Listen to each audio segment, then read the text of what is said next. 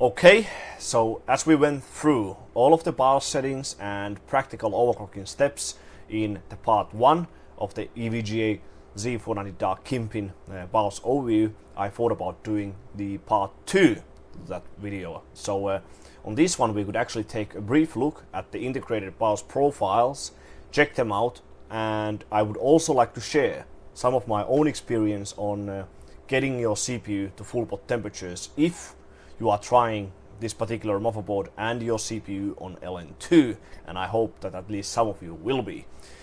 A small portion of these 10th gen Comet Lake CPUs are still quite stubborn. They don't want to go to full pot temperatures that easily, and you may have to adjust the voltages of the integrated profiles.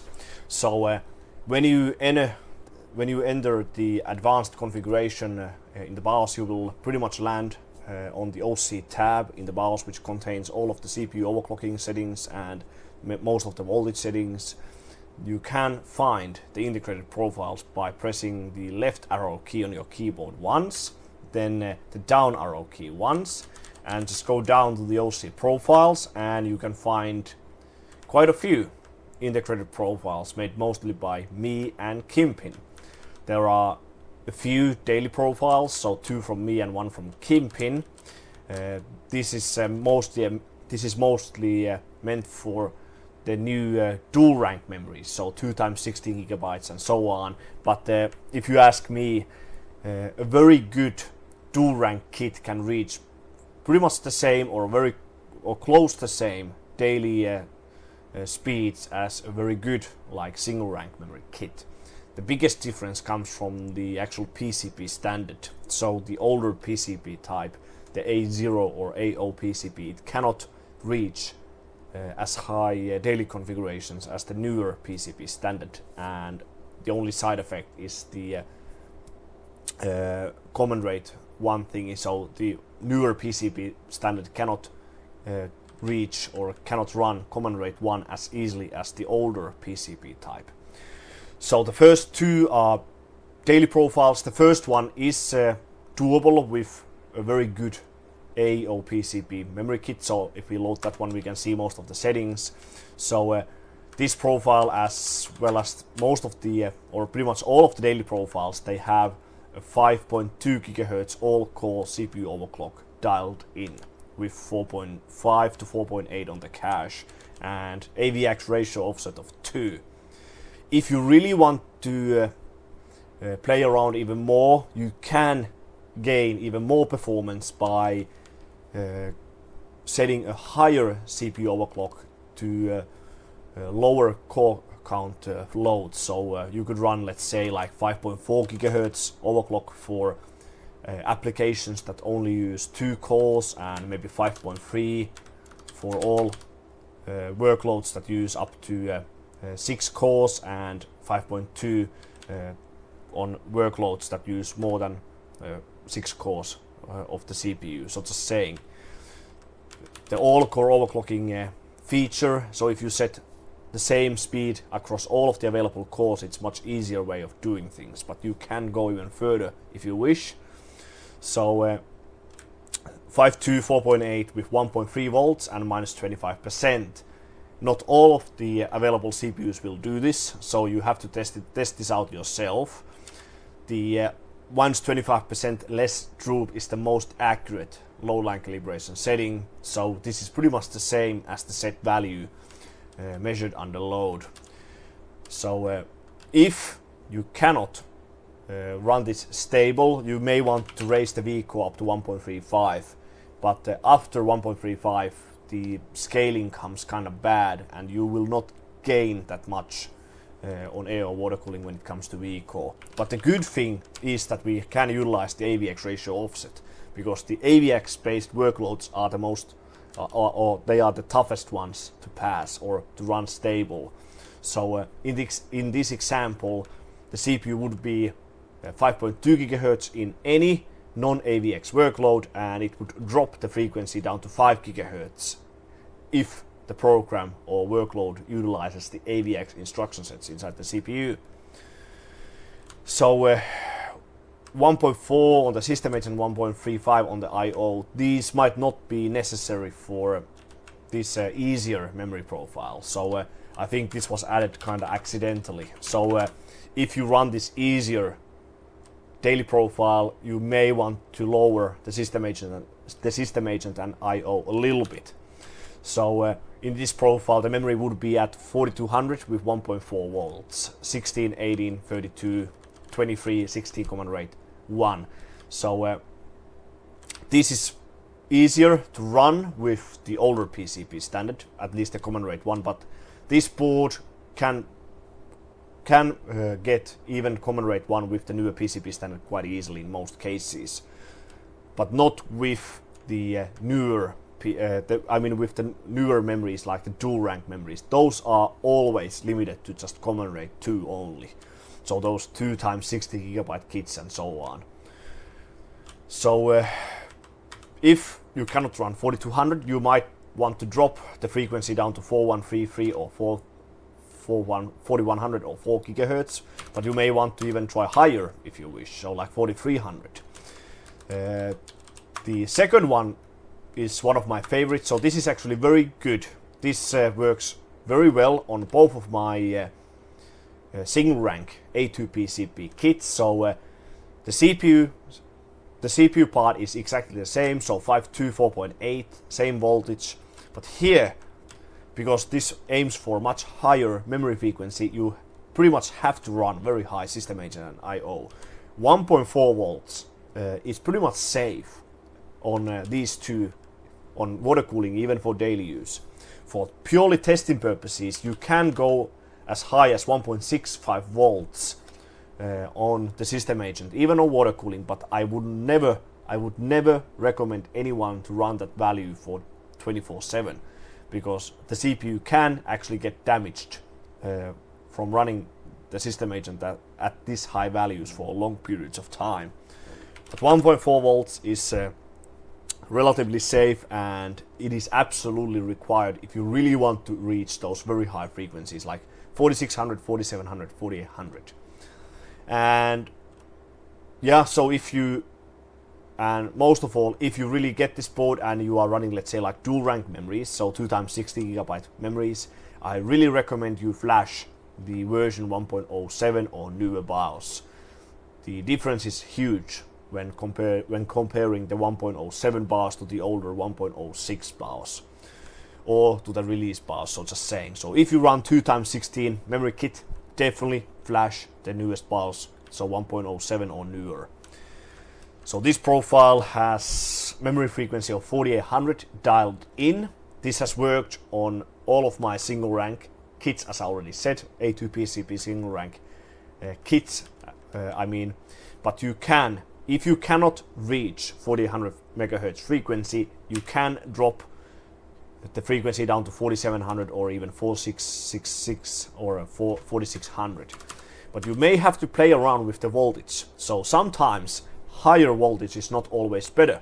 So when I was playing around at this configuration, 1.44 was very solid for me. It was stable in HCI memtest and in those other memtest programs that really utilize the entire memory capacity of what you have installed.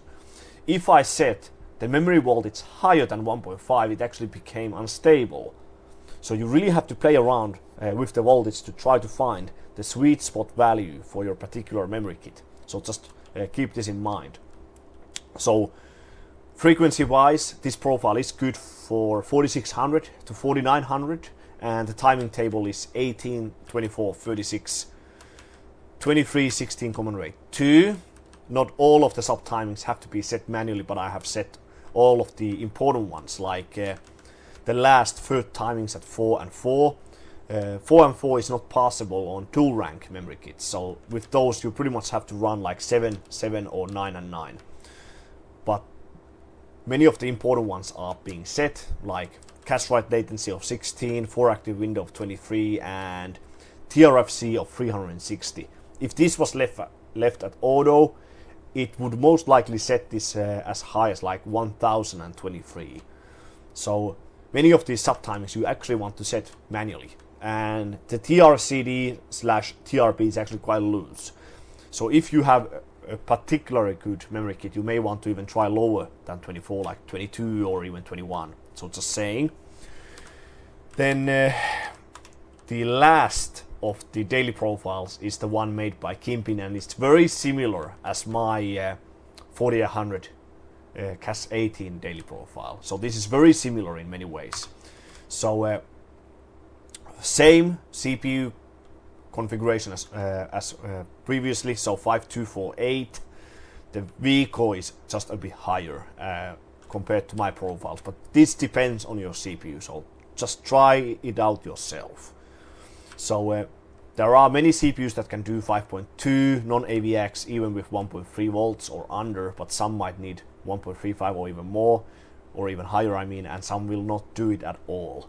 But as we already know, the best CPUs among the 10th gen CPU lineup is definitely the 10 core model. The lower core count models aren't as good when it comes to overclocking, so I would assume that everyone who is buying this board is getting the 10900K or the 10900KF. So just saying. 1.4 on the system agent and I/O as before, in my profile I mean, and memory frequency 4600 at 1.53, but quite similar timing profile. So 18, 21, 36, 23, 16 command rate 2, 360. These four actually set quite well on their own. I mean, when left at auto, I mean. So they don't always have to be set manually.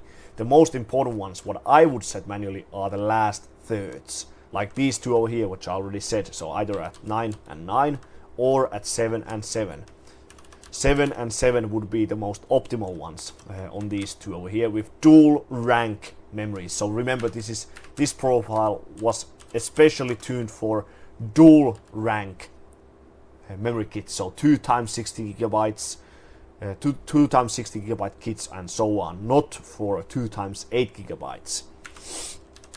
But again, at least based on what I reached on my kit, you might be able to do even higher frequency, like 4700. 4800 is very tough with dual rank memory kits, so I wouldn't expect pretty much any of the kits or most of the available kits to do 4800, but I think it could be possible with some very golden kits, but who knows. But 4700 is definitely possible, and again you have to play around with the voltage. You should test all of the values between 1.4 and 1.55 volts.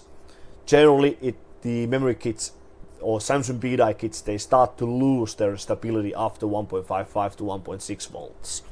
So setting higher memory voltage than 1.6 is usually just bad overall. So you will just lose stability instead of gaining it.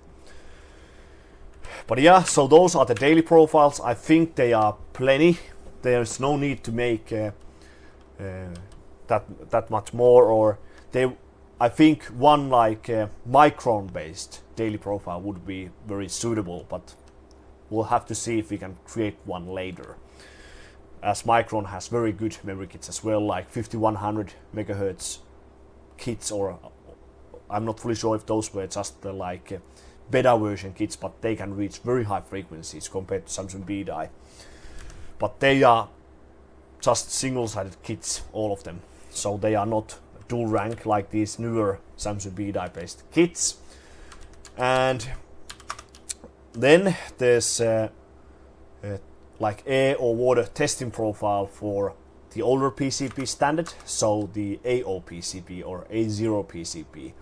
It can run common rate 1 much easier, but it's limited to much lower frequencies with better timings or tighter timings, like 4100 to 4300 megahertz with 12 11 11 timings or 12 12 12 timings instead of the 4800 plus CAS 14 action that happens with the newer PCB standard.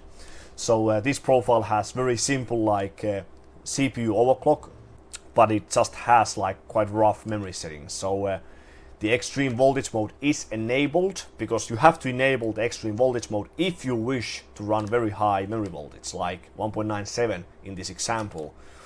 So the profile sets 1.45 on the system agent and I/O, just to be safe.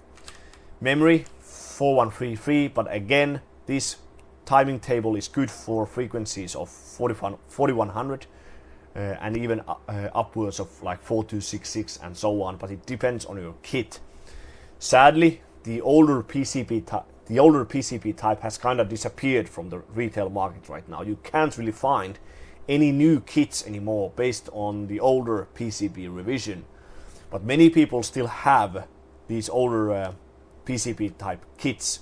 Like I personally have at least 2 kits of those, because they are still very good for the X299 platform as well as the 3647 28-core Xeon platform, as not all of those motherboards can run command rate 1 that easily with the newer A2 PCB standard. The older PCB standard can be actually better in some cases with those platforms, as the frequency is usually capped at 4000 MHz or below, so the newer PCB standard doesn't oppose any like clear advantage over the older one, so to saying. But yeah, so 4133 memory voltage is heavily dependent on the actual kit, so a voltage ranging from like 1.95 to 2.04 is kind of suitable for these frequencies. 12, 11, 28, 4 active window of 16 could go down to you can even go lower than 16, like 14 or 13. Cache write latency of 9. I'm not fully sure if cache write latency of 8 could be possible with fine tuning. Then TRFC of 240, and the third timings are kind of tight. So 4 and 4 as before, and the best RTL setting for this frequency and timing table is 49, 6 and 50 and 6, or 49, 56, 6. And if you wish to play around with the IOL offset setting, you can go even tighter on the IOLs on each of the channel or on each of the memory sticks. And there's also I think this is kind of baseline profile for air and water cooling made by Kimpin for the newer PCB standard. So 4800 A2 PCB single rank 14, 13, 13, 1T. So this is like a command rate 1 profile. But of course this works absolutely fine even as a baseline profile for Ln2 use. So if you wish to run like memories on Ln2 and maybe even the CPU on Ln2 but at safe speeds. So if we quickly look at this profile, we have the core count disabled for some reason. So this is mainly aimed for memory testing on air or water cooling. Well, again, works as a baseline profile just fine even if you run the CPU and memory on Ln2. So 5.2 on the CPU core and 50 on the cache, 1.3 volts. System agent at 1.55, could go even higher, like 1.65 if needed.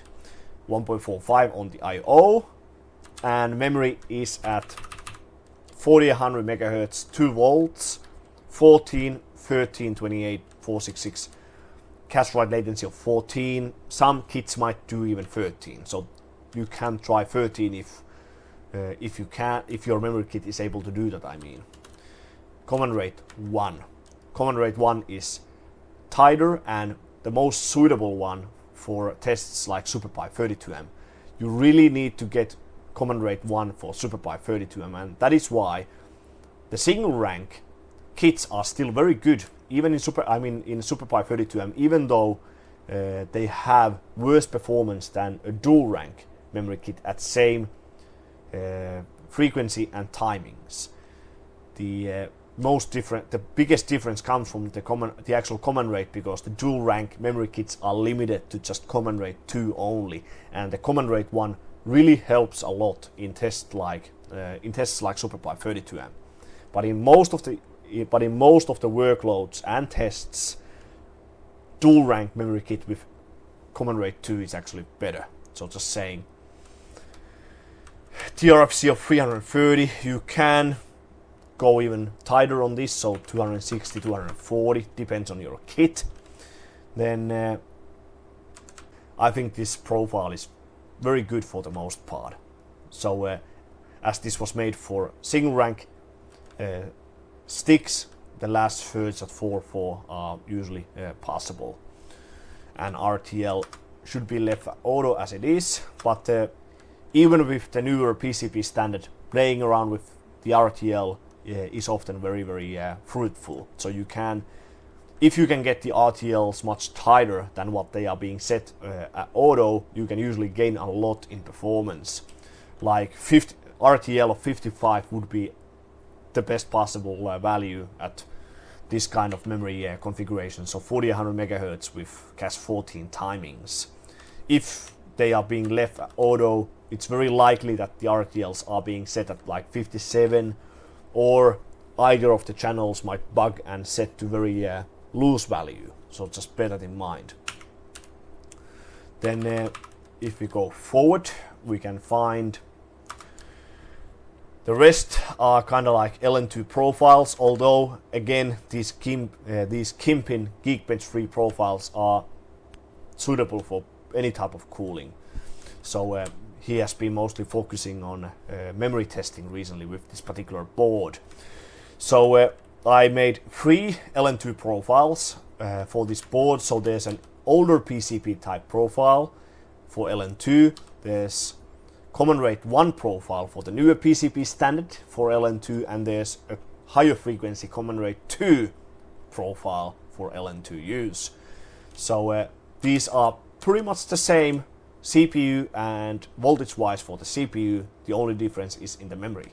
So if we load this common rate 1 option over here, so 4800 A2 PCB single rank 14, 13, 13 common rate 1, 6 GHz profile.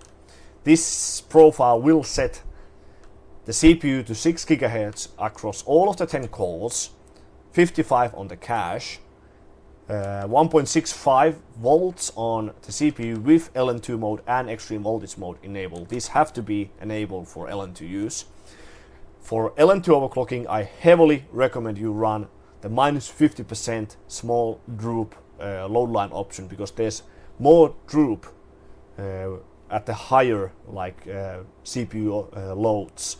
So with -25% option, when you run something like Cinebench at like 6.7 GHz or above with 1.75 volts on the V core, there's actually quite a bit of V droop with this particular option. So the -50% option is much better on Ln2. So just saying. V core PWM frequency 800 kHz is the best. So I always set this at 800 kHz no matter what type of cooling I'm using.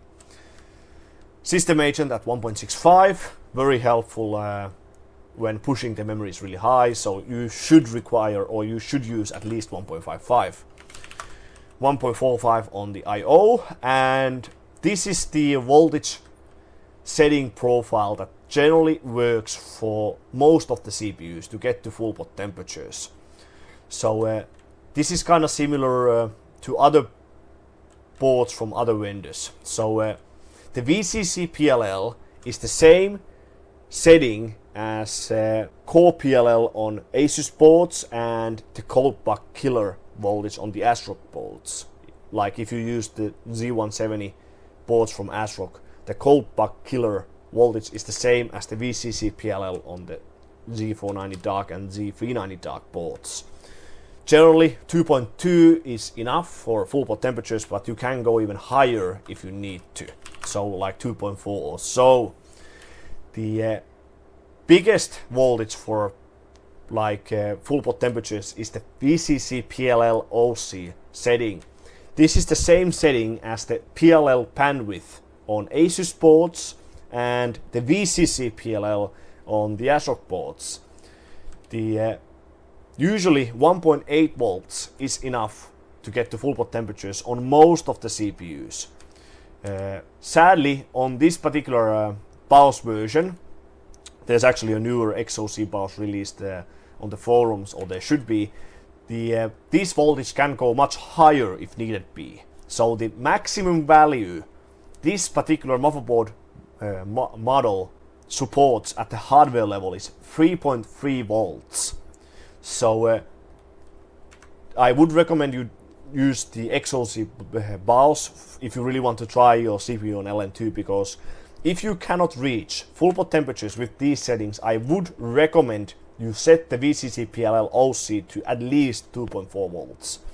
If you set it to 2.8, that's roughly the same as running level 6 on Asus boards, and you can even go up to 3.3 volts. The maximum value at the hardware level, 3.1, is kind of similar value as level 8 on Asus boards, and the RSVD switch on Asus boards, like on the Apex motherboards, usually sets the PLL bandwidth to level 8.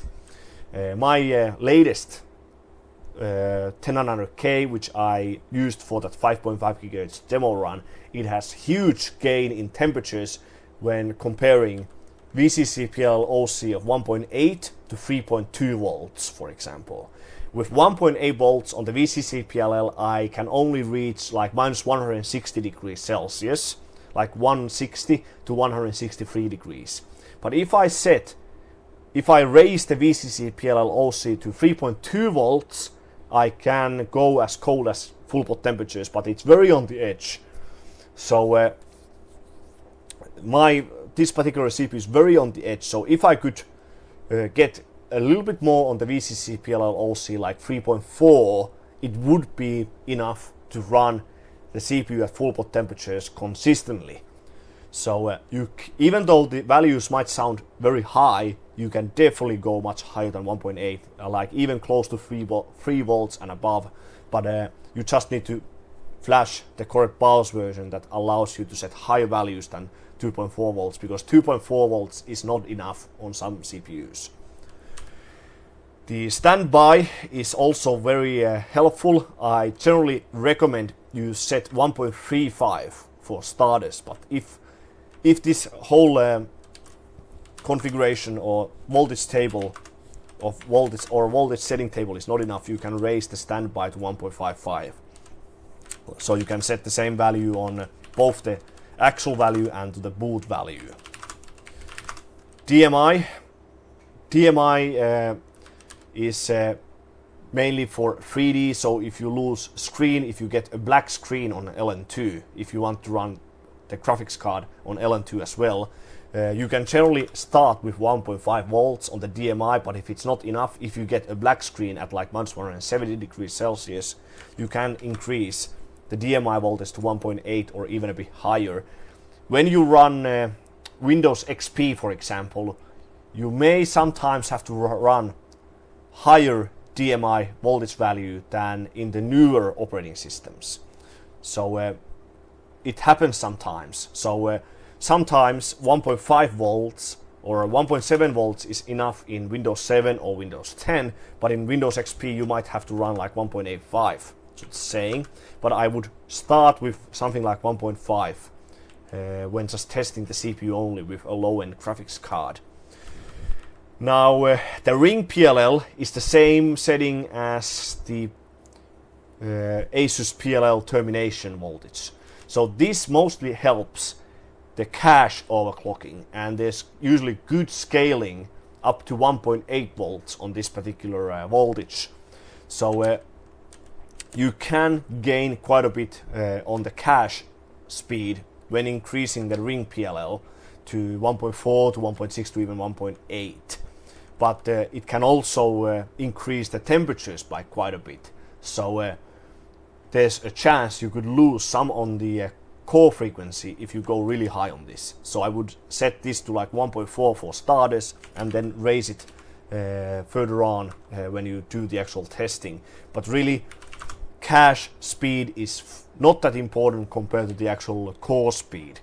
So very often I don't even try to fully maximize the cache speed when I run things on Ln2. So just saying, these could help a little bit when you run very high memories on Ln2. So you can run these two at quite similar values as the ring PLL. But for starters, I would leave them at auto. So those are kind of the steps I would do when testing the CPU on Ln2. So if you test a brand new CPU on Ln2, so if you have never run it before, just use the values of the integrated BIOS profile, and if you get issues, so if you, let's say, if your CPU or if your system hangs at -170 or -180, just increase the VCC PLL first to 2.4 or even higher. If that gets you to full pot temperatures, then that is fine. But if you see some scaling, but if it's still not enough, try to go even higher on the VCC PLL OC, and also raise the VCC PLL to 2.4 volts and the standby to 1.55 volts.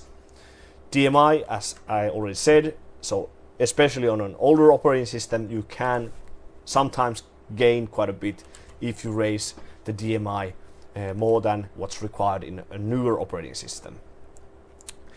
When it comes to the V-core, this heavily depends on the CPU. You can get to very close to the absolute maximum frequency even with just 1.65 volts. So I always do the initial testing with 1.65 volts on the CPU, and if the maximum frequency in Citybench is like 6.9 gigahertz for some CPU, you can usually get up to like 6.7 or even 6.8 with just 1.65 volts, and then you just end up raising the V-core up to like 1.75, like 100 millivolts, just to gain 100 extra megahertz on the CPU. So that's pretty much it. So generally 1.65 is very good for pre-testing, and just raise it later on when you are sure you have reached full pot temperatures and you are sure there's actually some scaling. Some CPUs might scale up to 1.8 volts even on multi-core speeds when it comes to the V-core. And just use the -50% load line option, as I already said, on Ln2, -25% if you run the CPU on air or water cooling. And memory, the only thing that separated those profiles is the actual memory configuration. So this profile is for 4800 MHz with 1.95 volts, and 1413 but with command rate 1. So you don't have to set any of those special settings to run command rate 1. That particular special setting will be set to correct value on its own when you set command rate 1. The only thing what I would recommend you do, so if you do any kind of heavy memory testing, even on air or water cooling or on Ln2, I would always recommend you disable the ME function, because if you don't disable it, it's very likely you will hang at the debug code of 7F, and you cannot go beyond that. So you have to power down, clear CMOS, and go back to the BIOS. So I would always disable the ME function when running any kind of heavy memory settings, no matter what type of cooling on the CPU. So this profile is good for SuperPIPE 32M, Geekbench 3 and so on, although in Geekbench you can get better performance with a dual rank memory kit, and those are limited to just command rate 2 only. But in many ways the timing table is very similar, no matter if you run single rank memories or dual rank memories. And if we just check, so here's the baseline Ln2 profile for the older PCB standard, but it's very similar in many ways. Same CPU, frequency and cache, same V-core, same sub voltages on the CPU pretty much, but memory is at 4133, 2 volts, 12, 11, 28, 16, 9. So pretty much the same as the water cooling baseline profile for the older PCB standard. And when looking at the last one, so higher frequency, command rate 2 option, same CPU settings once again and same voltages, but on this one, if you want to use this for if you want to use this profile for dual rank memories, I would recommend you loosen the last thirds to 7 and 7, and just I think that's pretty much that's the main difference. So you cannot really run the last thirds at 4 and 4 with dual rank memories. Let's look at, or if you run dual rank memories on Ln2, I mean with the CPU on Ln2, you can use a baseline profile made by Kimpin, for example. So you can use this Kimpin profile, just enable all of the CPU cores. So enable all of the cores, enable hyperthreading, and just set the desired frequency settings for the CPU and the same voltages as in my Ln2 profile, and you should be good to go. But I think you can generally use the common rate 2 Ln2 baseline profile made by me, even for dual rank memories. The main difference is in some of the sub-timings, like 7 and 7. These might not be able to do at 4 and 4 with dual rank memories, so just bear that in mind.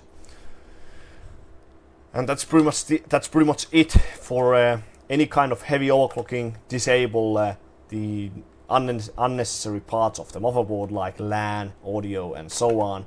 If you run older operating systems like Windows 7 or Windows XP, just